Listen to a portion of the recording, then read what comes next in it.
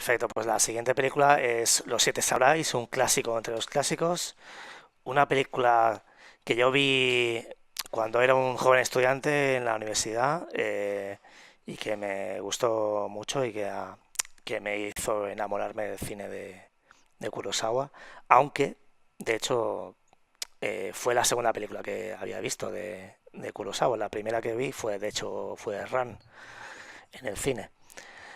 Y, Qué pero, cabrón. ¿qué pasa? No voy a decir No, nada ver más de Run. Ran. Es No, que, no, pero ver Run en el cine, tío. Joder. Qué suerte. bueno, sí, bueno, mira, ¿qué quieres que te diga? Además fue en Gabá, ¿eh? Pero bueno, ya hablaremos de Ran. Bueno, Los Siete Samuráis es una película del año 54. Es una película protagonizada por Toshiro Mifune y Takashi Shimura, del cual ya hemos hablado, que son los dos grandes actores del cine de Kurosawa. Y es una película que todo el mundo sabe, pero bueno, de todas formas hay que recordarlo. Es la película que inspiró a Jules Briner para producir y protagonizar lo que sería otro clásico del cine western de los años 60, que fue Los Siete Magníficos, que es una, una historia directamente calcada de la historia original, de la historia ambientada en el Japón feudal. Y bueno, la historia también la conoce mucha gente, pero bueno, hay que recordarla un poquito para quien no lo sepa. Es un poblado de campesinos de la feudal, de la época feudal, de la época de las guerras civiles en el Japón feudal, que son sistemáticamente atacados y saqueados por un grupo de bandidos, ¿no? Y entonces llega un día en que los campesinos se reúnen hartos de este abuso, se reúnen en el centro del pueblo y, y desesperados pues acuden a pedir consejo al anciano del lugar, ¿no? Y este les dice que contraten a samuráis para que puedan resistir el ataque, ¿no?, de los bandidos, ¿no? Entonces un grupo de ellos se va a la ciudad a buscar a samuráis y al principio la película básicamente son tres bloques. El primer bloque es el de la historia de los campesinos en la ciudad buscando a los samuráis y todas las dificultades que ello entraña, ¿no? Y cómo tienen que romper esa barrera social brutal que existe entre las dos clases, los campesinos, una clase social totalmente sometida a la clase guerrera, ¿no?, que son los samuráis, y ganarse el corazón de los samuráis, porque claro, no tienen dinero con qué pagarles, y lo único que pueden hacer para conseguir su favor es básicamente tocarles el corazón, ¿no? Eh, haz- hacer de ellos una causa justa por la cual ellos consigan honor y gloria ya que no tienen dinero. Y además hay que decir que acuden a samuráis que no tienen señor. O sea, lo que en terminología japonesa se llamaban los ronin, ¿no? Samuráis que no tienen ocupación en ese momento, por lo tanto se dedican a alquilar sus servicios a terceros, ¿no? Y que son básicamente los samuráis que van a protagonizar las historias de Kurosawa. La mayor parte de las películas que vamos a comentar, entre ellas esta, los samuráis son gente sin señor. O sea, son vagabundos prácticamente, ¿no? Lo vamos a ver clarísimamente en el caso de Yojimbo, por ejemplo, y su secuela posterior, Sanjuro. Y aquí tenemos a Toshiro Mifune. Toshiro Mifune iba a interpretar al principio a uno de los samuráis que fue interpretado por otro actor. Es el personaje, lo tengo aquí apuntado, que en la película se llama Kyuzu y que lo que hace es representa al samurái perfecto, ¿no? Al guerrero perfecto, una especie de Lanzarote, al samurái invencible. Pero se dieron cuenta de que si hubiera sido así, la historia hubiera quedado un poco sosa. Entonces cogieron a Mifune y le cambiaron el papel. Le hicieron interpretar a Kikuchio. Kikuchio es una mezcla entre las dos clases de las que he estado hablando antes. la de los campesinos y la de los samuráis, porque él es hijo de campesinos, víctima como ellos, de un ataque de bandidos, ¿no? Cuando era niño, que se queda huérfano porque su aldea es incendiada, ¿no? Y él quiere huir de su condición de servidumbre, ¿no? Y quiere convertirse en samurái. Entonces se hace pasar por samurái. Y es el último samurái, entre comillas lo de samurái, que recluta el líder de la pandilla, que es Kanbei. Kanbei, a ver si consigo poner aquí, mira, aquí vemos a Kanbei en el centro de la imagen, ese Takashi Shimura, que es el líder de los samuráis y que, como decía antes Martina, utiliza más que la fuerza, la inteligencia para vencer a los bandidos, ¿no? La película destaca por muchas razones, ¿vale? Primero de ellas, la longitud. Es una película que dura más de 3 horas y media casi, en su versión menos recortada, ¿no? Porque se recortó bastante para pasarla en cines y en televisión, ¿no? Por ejemplo, yo tengo un VHS, un vídeo de VHS, y la película dura menos que la última versión que vi, que duraba 3 horas y media, ¿vale? Y la película destaca también por, por ese primer bloque, por ejemplo, del cual hablaba, que es fascinante, ese momento en el cual están en la ciudad y tienen que... Hay momentos súper dramáticos. Kurosawa consigue mezclar cine de aventuras con cine social, de denuncia, indicando cómo los campesinos tienen que renunciar prácticamente a poder comer para pagar con arroz, lo único que tienen, a los samuráis, y cómo los samuráis poco a poco van adquiriendo conciencia de clase, entre comillas, ¿no? De la situación social en la que viven los samuráis, y ese conflicto sobre todo se ve a través del personaje de Kikuchio, ¿no? Que les hace ver la auténtica naturaleza de los campesinos, ¿no? Porque claro, son dos clases que no se mezclan en esta sociedad, pero que por las circunstancias se tienen que conocer los unos a los otros, ¿no? Kurosawa no se limita a hacer una historia de buenos y malos o de héroes y tal, sino lo que hace es criticar a todas las partes. O sea, los propios samuráis tienen defectos, los samuráis tienen, tienen sobre sí esa mancha de ser unos explotadores de campesinos, de ser unos abusones, ¿no? Con ellos, de ser personas que se creen superiores, pero también los campesinos también reciben su parte de crítica, ¿vale? Los campesinos son mostrados por Kurosawa como seres cobardes, débiles, que necesitan ayuda para poder sobrevivir, necesitan ayuda de terceros, pero además egoístas, porque tienen por ejemplo, una de las cosas que hacen cuando llegan los samuráis al pueblo, ¿no? Es ocultar a las mujeres para que los samuráis no puedan verlas y por lo tanto no desearlas y por lo tanto no acostarse con ellas, ¿no? O por ejemplo les ocultan sus riquezas, o sea, les hacen creer que son más pobres de lo que son, aunque sean pobres, ¿vale? ¿Por qué? Por desconfianza. Pero hay una escena súper importante en el medio de la película, que es en la cual Kikuchio, el personaje de Toshiro Mifune, lo que hace es explicar por qué es esto. Explicar, mirad, y da una lección a todos, ¿no? En ese momento fundamental de la película. Para mí es uno de los momentos favoritos, de mis momentos favoritos. Y es el de, ojo, los campesinos son así porque vosotros, los samuráis, los habéis hecho así, ¿vale? Porque si vosotros no os comportarais de la forma que os comportáis con ellos, no serían egoístas, no tendrían esa desconfianza natural hacia vosotros, hacia el resto de la humanidad, no serían, o sea, tendrían más sentido del honor. Digamos que lo interesante de los siete samuráis es justamente ese autoaprendizaje que hacen los dos grupos, la de los samuráis y la de los campesinos.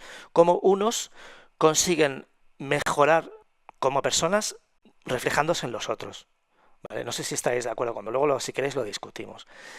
Y luego, la última cosa que quiero destacar de la película es la parte final, el tercer bloque, el tercer acto, que es el de la lucha, la batalla, que se extiende a lo largo de varios días, ¿vale? De varias noches, con sus días y noches.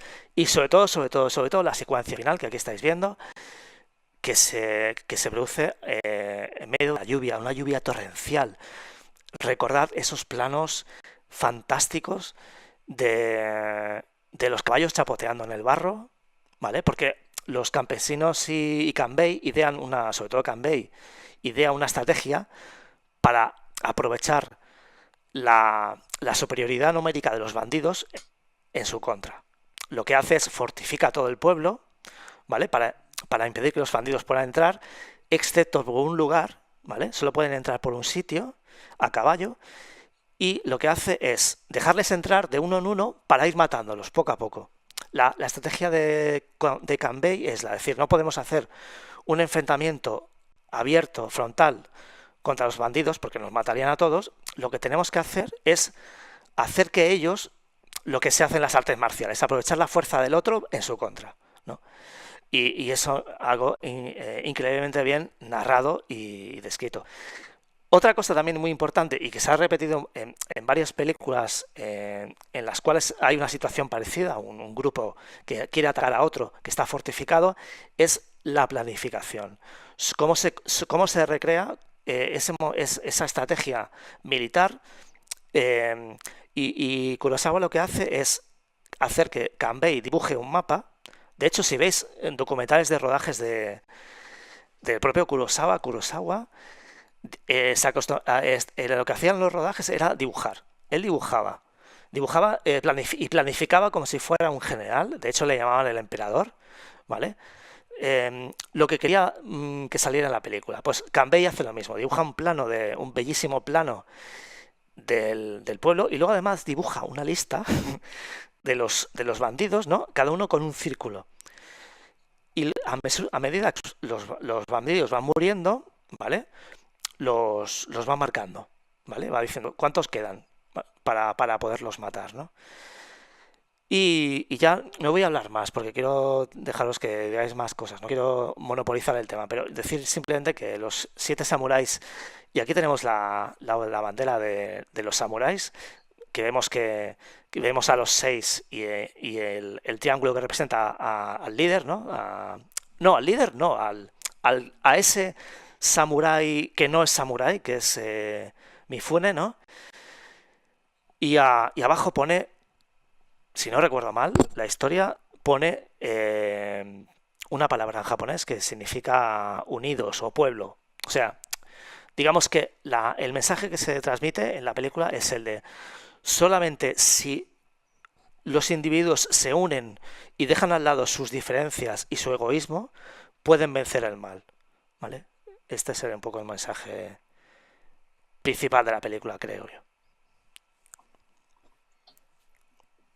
Em, o sea, sí, la base, el carácter de la base dice campesinos, o sea, pueblo, más o menos. Campesino, exacto. Y creo que precisamente, bueno, los japos son bastante de símbolo, ¿no? Y el hecho de que sea un triángulo, como decías, lo de la base está en campesinos, pero la punta del triángulo, es decir, las aspiraciones, están puestas en lo que los samuráis representan, ¿no? Tenemos el idealismo, tenemos a un joven que es muy idealista, tenemos la disciplina, tenemos la sabiduría. Entonces creo que es muy hermoso porque justamente es eso, la base está con los campesinos, pero aspiramos a conseguir llegar a, ¿no? Llegar a donde están esos círculos perfectos que representan el infinito y la perfección.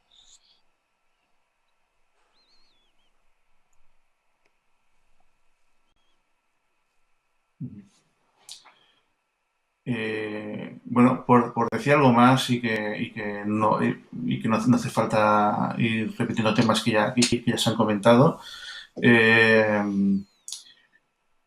por ejemplo, cuando vi la película por primera vez, que también creo que fue la primera película que vi de Kurosawa, además la vi con amigos, y la vi con amigos que, digamos, eran amigos que, o sea, entre comillas, normales y corrientes, o sea, no especialmente cinéfilos, aunque veían muchas películas, pero como todo el mundo. Y recuerdo que la vieron en parte porque les sonaba que era famosa y básicamente porque yo la quería ver. Pero tenían miedo de una película que duraba 3 horas y media, porque además fue la primera vez, o sea, me compré la película cuando salió por primera vez la versión de 3 horas y media, porque era una versión que en Occidente nunca se había visto, porque siempre había salido la versión mutilada, la versión de 2 horas. Y, y la experiencia compartida fue muy interesante porque todos reaccionamos igual. Cuando acabó la película, todos nos miramos y nos dijimos, eh, han pasado 3 horas y media y tuvimos literalmente que mirar el reloj para ser conscientes de la evidencia de que sí, que habían pasado 3 horas y media. Eh, Vamos, que es una película muy entretenida en la que siempre ocurren cosas a un ritmo tranquilo. Es una película que no se acelera nunca y que todo te lo explica bien. Y además, justamente la volví a ver ayer también con un par de amigos, otra vez más, dos amigos diferentes. eh, y, y una cosa que a ambos les, entre comillas, impactó, o que como mínimo les llamó la atención, fuera que la película transmitía realismo. O sea, los pies estaban sucios, la ropa deshilachada, todo se sentía muy real en todo momento. Cuando llueve, sientes la lluvia que cae.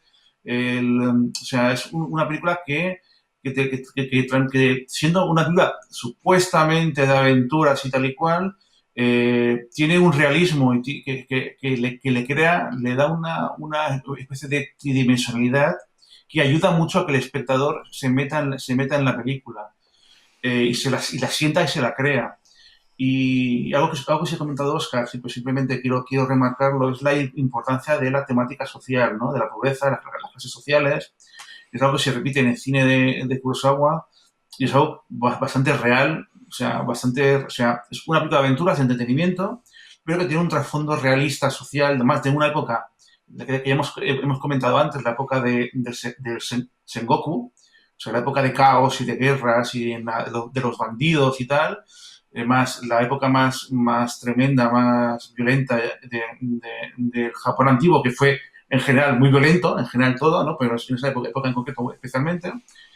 Y claro, es una época en la que justamente los samuráis se mataban entre ellos, los señores de la guerra se mataban entre ellos, y los que sufrían eran los campesinos, y todo este trasfondo social tiene un peso, pero un peso en todo, en la ambientación, o sea, no solamente en el argumento. No es que digas, soy pobre, es que los ves y sientes la pobreza, ¿no? Y en ese sentido está muy bien. Decir básicamente, para que os deje rematar la película, decir que hay varias adaptaciones, aparte de los Siete Magníficos, que es la que todo el mundo recuerda siempre, de John Sturges, que es la mítica. También hay otra de Roger Corman, que es Los Siete Magníficos del Espacio, del 80, que hizo una adaptación que era una mezcla de Star Wars y Los Siete Magníficos, en plan cutre barata.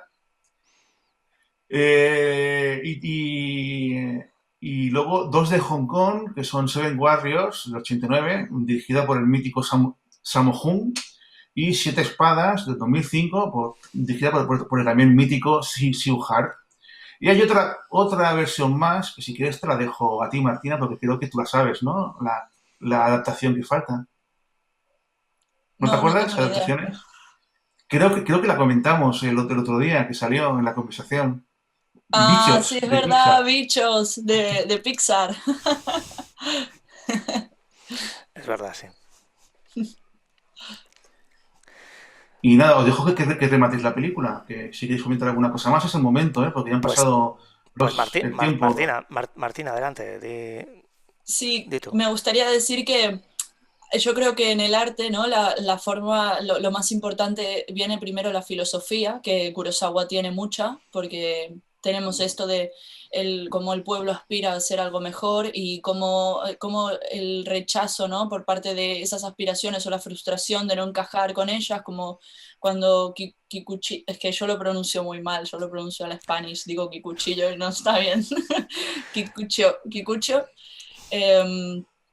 como él los persigue y ellos lo mandan de vuelta constantemente, pero él sigue, ¿no? Aún pasando por encima de esa frustración y esa sensación de humillación. Y al final cuando llegan al pueblo, justamente como decía Oscar, él es lo que mantiene la cohesión entre todos y lo que consigue que hagan que dialoguen, porque no saben entenderse entre ellos. Ahí la importancia también de la banderita, como decíamos. Entonces también tiene el aspecto social Ay. viene después de la filosofía. Decide, sí. No, no, no, sigue, sigue, sigue. El aspecto social viene después de la filosofía porque normalmente tiene un valor en el momento en el que está hecho, que también hay mucho de eso. Y de hecho que decían que los pobres tienen muchos defectos, que eso es muy interesante porque a mí me parece que le da mucha fuerza, porque son pobres, tienen defectos y aún así Kurosawa los defiende. Muchas veces cuando se intenta retratar la pobreza, se hace desde una romantización que se nota que el director no ha visto a un pobre en su vida. En cambio, Kurosawa te dice, esto es lo que hay, pero aún así hay que estar, ¿no?, del lado de los que sufren. La actitud paternalista típica de muchas veces que se confunde cine social con eso, ¿no?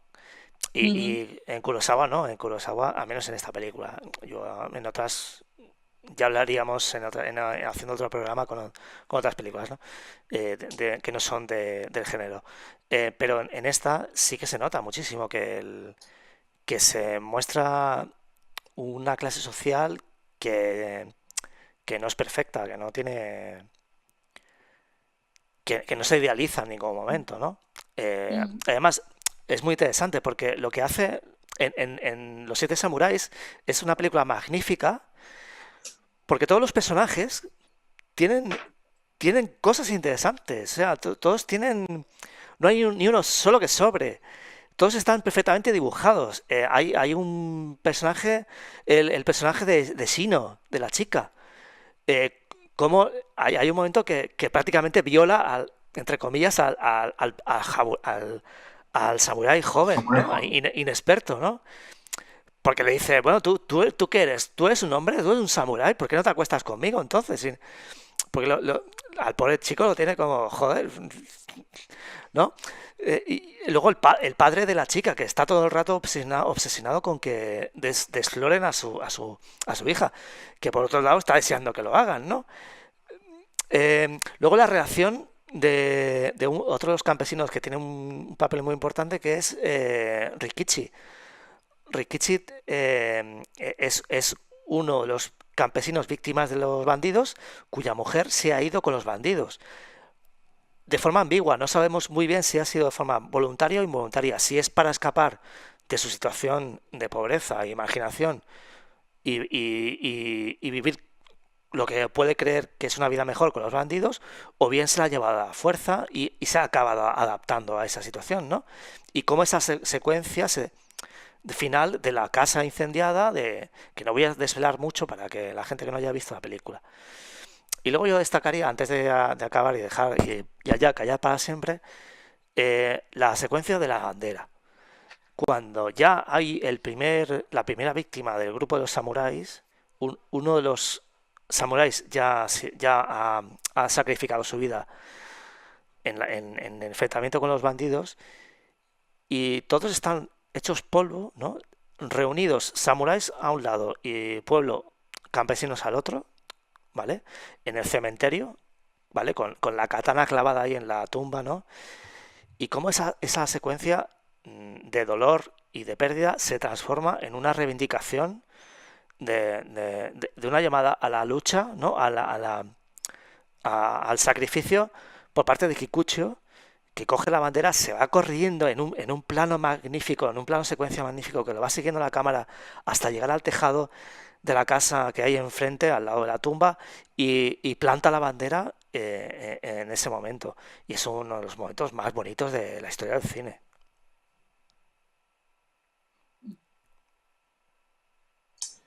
solo comentar una cosa que además tiene mucha relación con todo lo que habéis dicho, con todo. O sea, que es el hecho de que siendo una película muy épica y muy de aventuras, y además de toda y es además una película que desmitifica mucho. O sea, ya hemos hablado de la no idealización de la pobreza, de los pobres, que no están nada idealizados, pero tampoco están idealizados los samuráis. Solo hay uno que está idealizado. De los 7, solo hay uno que es el idealizado y, y entonces lo vemos como una excepción. O sea, la película te muestra que el samurái idealizado es una excepción y es además una rareza.